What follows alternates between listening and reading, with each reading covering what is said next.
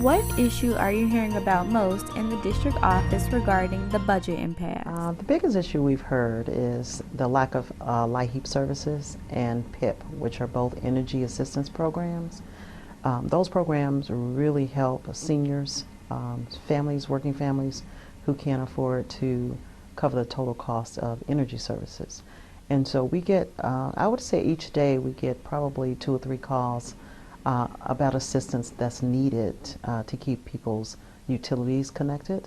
That's been the most difficult thing because we don't have a real answer for them at this point, except that the budget is delaying our ability to provide those services in the state.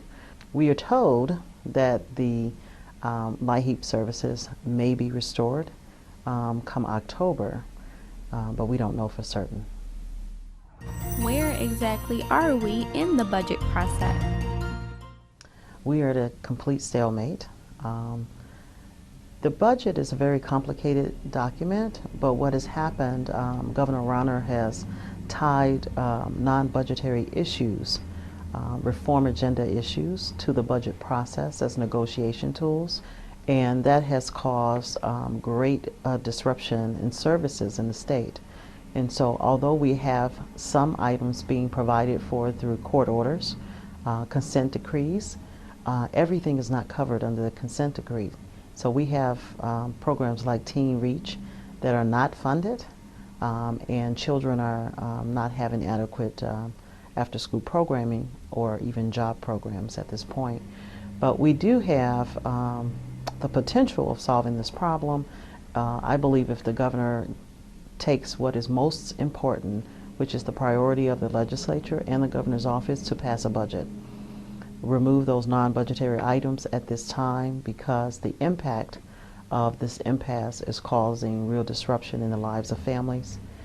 People who called our offices are really complaining about not having child care because the governor's office has decided that he was going to change the eligibility requirements and make 90% of those people who would otherwise be eligible for child care ineligible through administrative order.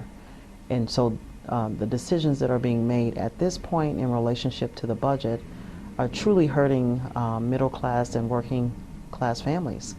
And we're trying to impart to the governor the most important thing that we can do is to pass a budget and fund that budget adequately.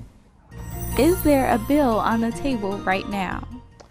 There is not a bill on the table at this point because back in March, when we introduced our budget was $36 billion, and people have heard over and over that the budget was out of balance, it was over the revenue, but people must remember that the governor had at that time, and he still has the ability to, put forward any revenue suggestions that he wants for this budget.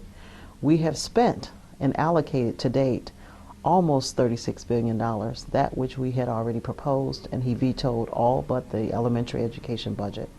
And as a result of that, we are still allocating money from the state, but without a budget, which means that we're leaving so many programs unfunded.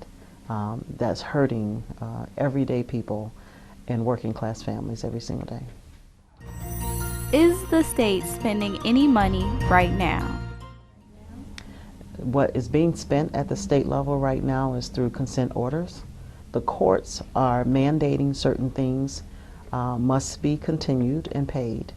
A lot of that is around Medicaid services. There has been some child services for home child care providers, but that's been cut quite a bit. So there are many areas in different departments that we have to continue to fund. And then there are many others that are not being funded because they're not being forced through the courts.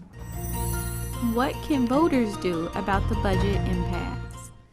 I believe the voters at this point should be calling their legislators and calling the governor's office and asking them, remove anything that is not budget related, any non-budgetary items, reform agenda items, remove them from the negotiations and talk strictly about fixing this budget and the revenue necessary to do that.